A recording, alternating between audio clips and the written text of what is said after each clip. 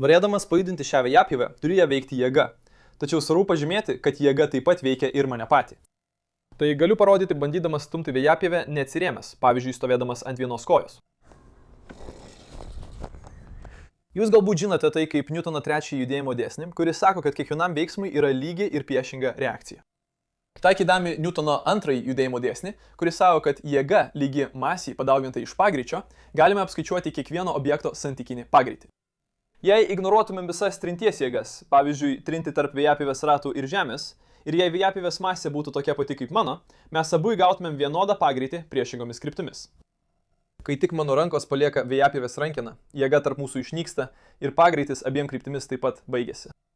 Tačiau mes abu turėsime galutinį greitį judėdami priešingomis kryptimis. Ir mes iš tikrųjų galime apskaičiuoti santykinį greitį tarp mūsų, naudodami impulso tvermės dėsnį. Impulso apskaičiuojame padauginę objekto masę iš jo greičio, o taikydami impulso atvermės dėsnį šiam pavyzdžiui, galime pasakyti, kad galutinis vėjapjovės impulsas yra lygus mano galutiniam impulsui. Dabar aš žinau savo masę, todėl galiu apskaičiuoti greitį, kuriuo būsiu atstumtas atgal, priklausomai nuo to, ar naudoju labai sunkų objektą, kaip ši vėjapjovė, judantį labai lėtai, ar labai lengvą objektą, judantį labai greitai, pavyzdžiui, šaunant kulką iš pistoleto. Šis impulso atvermės dėsnis taip pat gali būti taikomas besisukantiems objektams, pavyzdžiui, šiam ratui. Dabar šio rato masė yra labai maža palyginti su mano, todėl man reikėtų jį pasukti labai dideliu greičiu, kad suteikčiau jam pakankamai impulso, šiuo atveju kampinio impulso, nes jis sukasi, kad pats gaučiau pakankamai impulso suktis priešinga kryptimi. Tačiau to turėtų pakakti bent jau tam, kad prarasčiau pusiausvyrą. Gerai, tas pavyzdys buvo gana prastas, todėl manau, kad turiu eiti ir pasistatyti bandymų stendą, kad galėčiau tai paaiškinti šiek tiek geriau.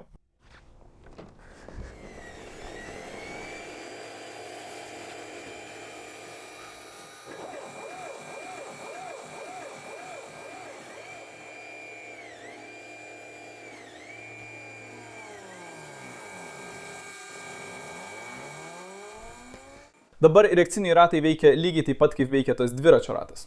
Tačiau, kaip minėjau, kadangi dviračio rato masė buvo labai maža, o mano kūno svoris yra daug didesnis, man reikėtų labai greitai pagreitinti ratą, kad galėčiau pajudinti savo kūno svorį priešingą kryptimi. Taigi čia pasidariau mažą bandymo įrenginį, kad galėčiau geriau parodyti, kaip veikia reakcijos ratai. Čia galite matyti sunkų aliuminio diską, kuris yra pritvirtintas prie elektrinio variklio veleno, o pats variklis pritvirtintas prie šios mėlynos plokštės galinės pusės. Dabar ši mėlyna plokštė ir visa konstrukcija pritvirtinta prie ašies, kuri yra subalansuota, kad imituotų palydovo kosmose arba droną ore.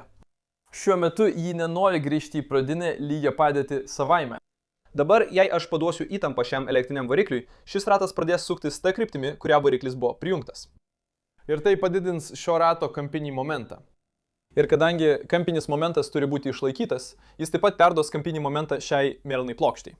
Taigi, pavyzdžiui, jei diskas suktųsi pagal laikrodžio rodyklę, mėlynas diskas suktųsi priešiniu kryptimi, prieš laikrodžio rodyklę. Dabar aš nesujungiau to tiesiogiai su baterija ir jungikliu. Vietoj to aš pritvirtinau keletą giroskopų ir akcelerometrų prie šios plokštės nugarėlės. Tai turėtų priversti plokštę bandyti savaime išsilyginti, o ši balta pagalvėlė būtų plokštės viršus. Taigi, jei aš pastatyčiau ją tokiu kampu, ji turėtų bandyti pasukti ratą tam tikrą kryptimi, kad ši putplasčio pagalvėlė vėl pakiltų į viršų. Taigi, prijunkime ją ir pažiūrėkime, ar ši bandomoji įranga veikia. Gerai, ji prijungta ir aš ją pastatau tam tikrų kampų, todėl ji turėtų sugebėti išsilyginti. Aja. Štai taip. Ji pakėlė baltą plokštelę į lygią padėtį. Dabar ratas sustojo, nes jam nebereikia perduoti daugiau kampinio momento šiai mėlynai plokšteliai, nes ji jau yra ten, kur turi būti.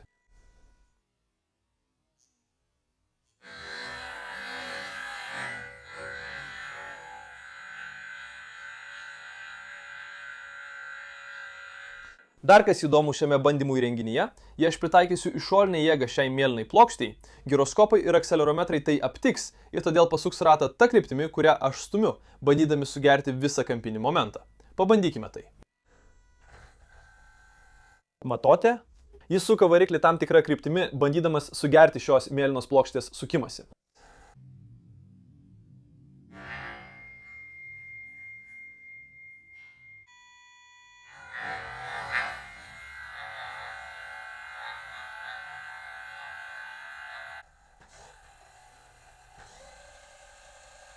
Svarbu žinoti apie reakcinius ratus. Tai, kad jie gali pasiekti vadinamąją soties būseną, kai variklis nebesisuka greičiau ir todėl nebegali rato įsukti greičiau nei iki dabartinių jo apsisukimų per minutę. Tai yra didelė problema palydovams ir manau, kad tai gali būti problema ir šiam dronui. Jei grąžinsiu jį į lygią padėtį, variklis turėtų sustoti.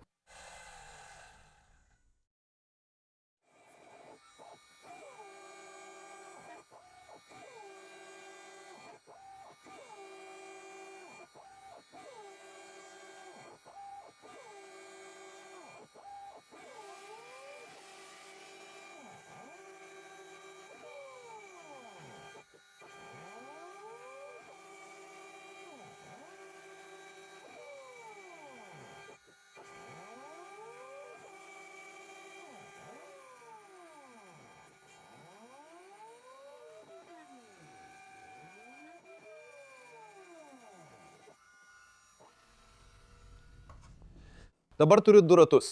Šis buvo reakcinis ratas, kuris buvo pritvirtintas prie eksperimentinės bandymų platformos, o šis ratas bus pritvirtintas prie drono. Šis pirmasis ratas sveria 194 gramus, o šis 85 gramus.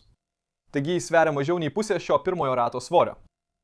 Dabar grįžtant prie tiesinio impulso lygties, kurią minėjau šio vaizdo įrašo pradžioje, kur masė padauginta iš greičio yra impulsas, tai reikštų, kad šis ratas turėtų kur kas didesnį impulsą nei šis ratas, jei abu jie suktųsi tuo pačiu greičiu. Bet manau, kad mums reikia pažvelgti į kampinio impulso lygtį. Tai yra kampinio impulso lygtis. Vietoj to, kad būtų masė padauginta iš greičio, iš tikrųjų tai yra inercijos momentas padaugintas iš kampinio greičio, kuris nusako, kokiu greičiu jis sukasi. Tačiau svarbiausia dalis yra inercijos momentas. Jei pritaikysime impulso tvermės dėsnį šiam atvejui, galime pasakyti, kad drono inercijos momentas padaugintas iš drono sukimosi greičio yra lygus rato inercijos momentui padaugintam iš rato sukimosi greičio. Dabar iš esmės mes norime maksimaliai padidinti drono sukimosi greitį, kad galėtume visiškai valdyti drono padėtį. Ir tai galime padaryti arba sumažindami drono inercijos momentą, arba padidindami rato kampinį momentą, didindami rato inercijos momentą arba kampinį greitį. Dabar mes negalime padidinti kampinio greičio daugiau nei leidžia elektrinio variklio specifikacijos, nes jis suksis tik iki maksimalaus apsisukimų per minutę skaičiaus. Taigi, iš esmės, mes dirbame su rato ir drono inercijos momentais. Taigi, kad ši reikšmė būtų kuo didesnė, mums reikia labai didelės inercijos rato ir labai mažos inercijos drono. Taigi, pakalbėkime apie rato inerciją. Norint apskaičiuoti disko arba žiedo inercijos momentą, naudojamos šios lygtys. Kaip matote, vientisam diskui, kaip šis pirmasis reakcinis ratas, lygtis yra 1/2 mr kvadratu. Tai yra pusė masės padauginta iš spindulio kvadrato. Tuo tarpu žiedui, kuris panašus į šį, tik be stipinų viduryje, inercijos momentas yra masė padauginta iš spindulio kvadrato. Taigi, jei šie du objektai turėtų tą pačią masę ir tą patį spindulį, žiedas turėtų dvigubai didesnį inercijos momentą nei diskas. Iš esmės tai reiškia, kad spindulys turi didesnę įtaką inercijos momentui nei masė, nes jis yra pakeltas kvadratu. Taigi, jei padvigubintumėte spindulį, tai būtų tas pats, kas padauginti jį iš 4. Tuo tarpu, jei padvigubintumėte masę, tai būtų tas pats, kas padauginti ją iš 2. Taigi, šis vientisas diskas, nors jis sveria beveik daugiau nei dvigubai daugiau už šį diską, iš tikrųjų abu jie turi vienodą inercijos kiekį. Kadangi tai yra šiek tiek sudėtingesnė forma nei paprastas žiedas, aš sukūriau šiuos du diskus savo CAD programoje ir pažiūrėjęs į skaičiavimus CAD programoje, galiu įrodyti, kad abu jie turi vienodą inercijos kiekį. Ką tai reiškia šio projekto atžvilgiu?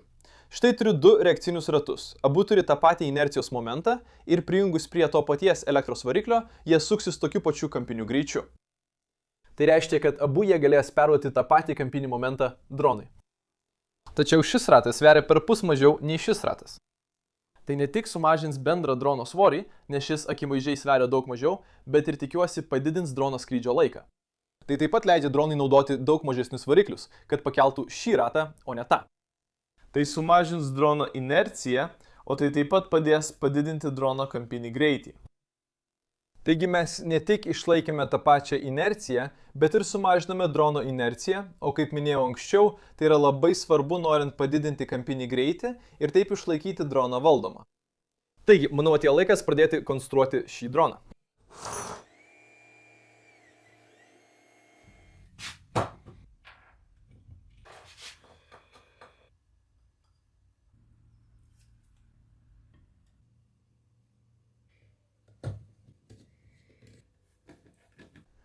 Prieš baigdamas šio drono su reakcijos ratu surinkimą, noriu apžvelgti keletą komponentų, kuriuos pasirinkau naudoti reakcijos ratams valdyti. Čia galite matyti du šepetėlinius variklius, sumontuotus statmenai vienas kitam 90 laipsnių kampu, o ant šių variklių išėjimo velenų bus sumontuoti reakcijos ratai. Dabar šie ratai galės valdyti riedėjimo ir tangiavimo ašis, o sukimui aplink vertikalią ašį rato neturėsiu, nes tai valdysiu aerodinamiškai per propelerius. Aš pasirinkau naudoti šepetėlinius variklius vietoje modernesnių be šepetėlių variklių, nes labai sunku valyti be šepetėlių variklį esant labai mažam apsisukimų per minutę skaičiui. Jiems reikia arba kažkokio encoderio, arba Hall efekto jutiklio, kad žinotų tikslę rotoriaus padėtį. Taip pat labai sunku sklandžiai pakeisti be šepetėlio variklio sukimosi kryptį. Nors dronų greičio valdikliai gali pakeisti be šepetėlio variklio sukimosi kryptį. Dažniausiai keičiant kryptį jie atlieka labai staigų stabdymą ir labai staigų pagreitėjimą. Ir manau, kad tai sukels problemų su reakcijos ratu, kai dronas bus ore. Naudojant šepetėlinį variklį, galite paprasčiausiai pakeisti įtampos ir srovės kryptį ir jis tiesiog sulėtins variklį, bei tolygiai pagreitins jį kitą kryptimi. Kita priežastis yra ta, kad šie varikliai turi pavarų dėžę, o tai reiškia, kad reakcijos ratas gali gauti daug sukimo momentų iš variklio, nesukdamasis per greitai ir nesukeldamas jokių giroskopinių problemų. Kad valdytumėte šiuos šepetėlinius variklius, čia pačioje turiu variklio valdiklį. Variklio valdiklis gali valdyti abu variklius, kas yra gana patogu. Ir jis valdomas per šį Arduino Nano. Dabar, kad šis Arduino Nano žinotų, kuria kryptimi sukti variklius valdant droną, aš turiu skrydžio valdiklį iš įprasto drono, kurį suprogramavau išvesti servo valdymo signalus, kuriuos gali nuskaityti Arduino Nano. Šis skrydžio valdiklis turi giroskopus ir akcelerometrus, todėl jis gali aptikti bet kokį drono judėjimą. Taip pat galiu valdyti dronų judėjimą, naudodamas imtuvą ir radio valdymo pultą. Taigi, jei prijungsiu bateriją, turėtume matyti, kaip viskas įsijungia.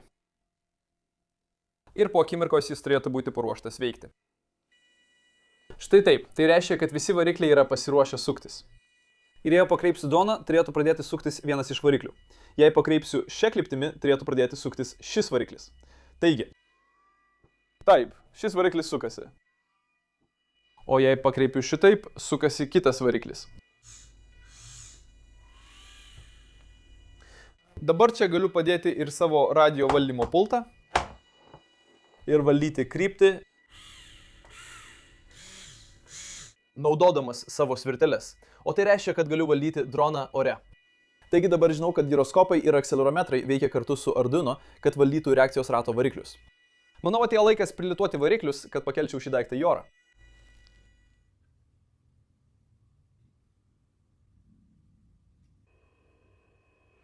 Dabar galbūt klausite savęs, Tomai, kodėl bandai valdyti droną naudodamas reakcijos ratus?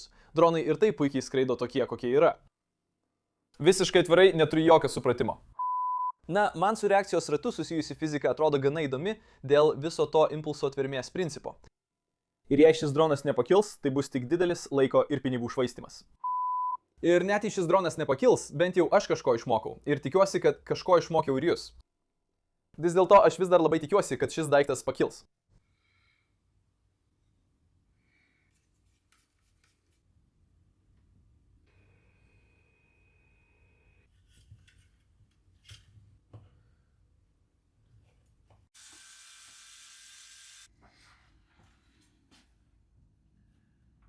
Taip, žinau, kad tai vis dar labiau primena kalėdinę dekoraciją nei droną, todėl pakabinau jį nuo lubų, kad galėčiau sureguliuoti kai kuriuos skrydžio valdiklio parametrus.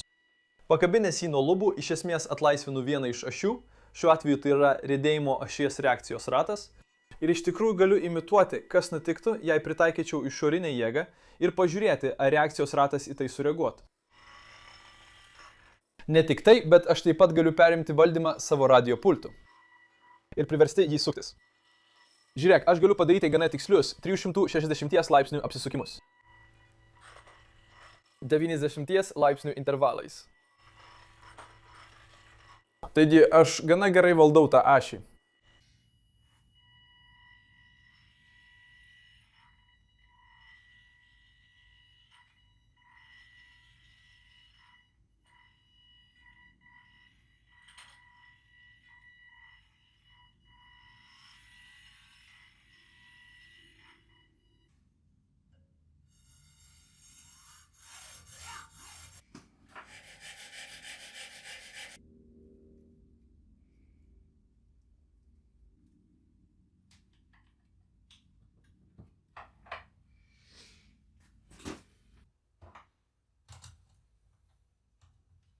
Taigi, reakcijos rato dronas dabar yra baigtas ir tikiuosi, kad jis atrodo šiek tiek labiau kaip dronas nei anksčiau, su propeleriais viršuje ir apačioje. Kalbant apie šio drono valdymą, reakcijos ratai valdys stangavimo ir riedėjimo ašis. Norėdamas valdyti krypties ašį, naudosiu šių propelerių diferencialinę trauką. Propeleriai sukasi priešingomis kryptimis, kad dronas kybodamas ore nesisuktų dėl sukimo momento. O norint valdyti krypties ašį, vienas propeleris greitės, o kitas lėtės. Tada sukimo momento skirtumas, tikiuosi, pasuks droną ore. Taigi, iš esmės, visa tai valdoma keičiant objekto, pavyzdžiui, propelerio ar reakcijos rato sukimo momentą. Taigi, įkrausim bateriją ir tada, manau, būsime pasiruošę bandomajam skrydžiui. Padėjau droną ant trinkelės ne tik tam, kad propeleris nesiliestų prie žolės, bet ir tam, kad įsitikinčiau, jog jis yra visiškai lygus. Jei jis nebūtų visiškai lygus, reakcijos ratai bandytų jį išlyginti ir galbūt pasiektų savo ribą dar net nepakilus.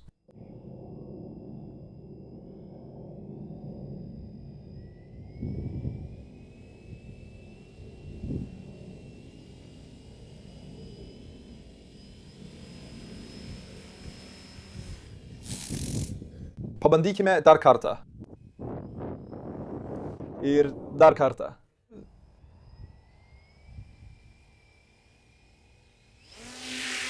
Ojų. Laikas šiek tiek pataisyti. Taigi, be to, kad pakeičiau senus sulūžusius sraigtus, padariau dar keletą patobulinimų. Dėl kažkokios priežasties pasvirimą valdantis reakcinis ratas turi daug mažesnį sukimo momentą nei riedėjimą valdantis reakcinis ratas.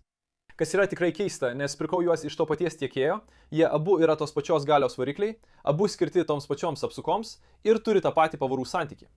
Bet dėl kažkokios priežasties šis turi daug daugiau pasipriešinimo arba sukimo momento nei šis. Nesu tikras, ar jis turi kitokį pavarų santykį ar kitokius magnetus, bet ką padariau, tai sureguliavau nustatymus skrydžio valdiklyje, kad šis ratas suktųsi greičiau nei anksčiau. Taip pat pakeičiau akumuliatorių į aukštesnės įtampos, kuris galės suteikti varikliams daugiau galios ir didesnį maksimalų apsisukimų skaičių per minutę, kas turėtų šiek tiek ilgiau atitolinti reakcinių ratų prisotinimą. Kad subalansuočiau šį akumuliatorių, prie šios kojos pridėjau švino svorių, o mano planas kitam skrydžiui, sraigtų jau daug nebeturiu, bet planas yra tiesiog kuo greičiau pakelti aparatą nuo žemės ir pažiūrėti, ar reakciniai ratai sugebės perimti valdymą. Manau, jei per ilgai laikysiu aparatą ant žemės, reakciniai ratai bandys kovoti su žeme, bandydami jį vartyti į šonus ir pirmyn atgal, ir dėl to jie prisotinami dar net nepakilus nuo žemės. Taigi, išneškime jį dar vienam bandomajam skrydžiui.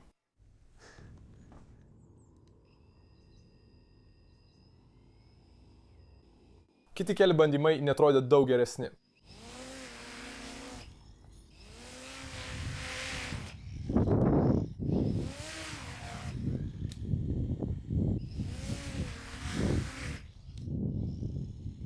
Tačiau tada pažiūrėjau šio skrydžio sulėtintą įrašą ir supratau, kad dronas sukasi aplink savo posūkio ašį.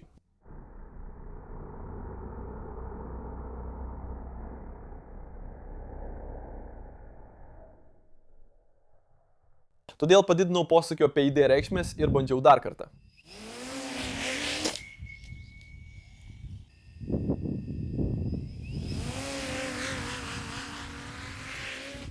Atrodo, kad posūkio ašis dabar laikosi ir manau, kad galime būti arti sėkmės.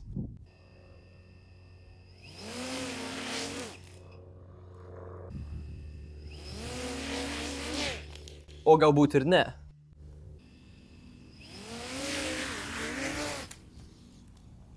Bet tada nutiko štai kas.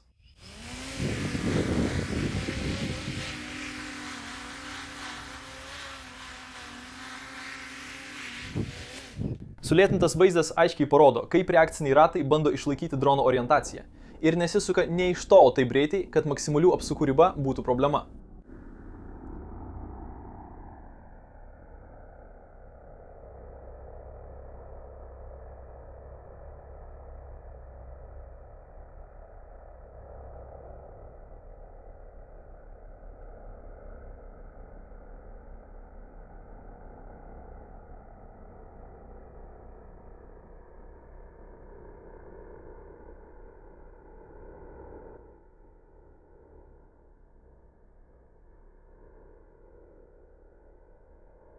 Nors šis 8 sekundžių skrydis buvo sėkmingas, kitas skrydis baigėsi gana stipriu kritimu, dėl kurio sulūžo viršutinis variklio laikiklis. Taigi, artėjant šio propelerių varomo reakcijos rato CubeSat drono pabaigai, atėjo laikas paskutiniam bandomajam skrydžiui.